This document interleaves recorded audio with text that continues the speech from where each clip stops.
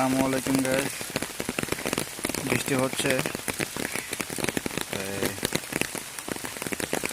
আপনারা সবাই কেমন আছেন?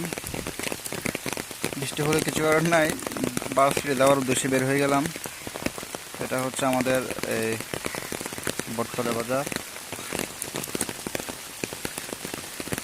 দোকানপাট সব বন্ধ, কোনো রানিং গাড়িও নাই যে গাড়িতে চড়ে আমাদের যে বাজার আছে, গঞ্জ যেটা বলে ওটাকে, ওখানে যাবো আর কি, হেঁটে যেতে হবে।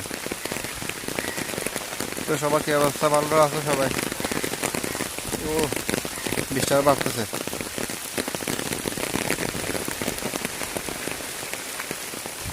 ভালো তো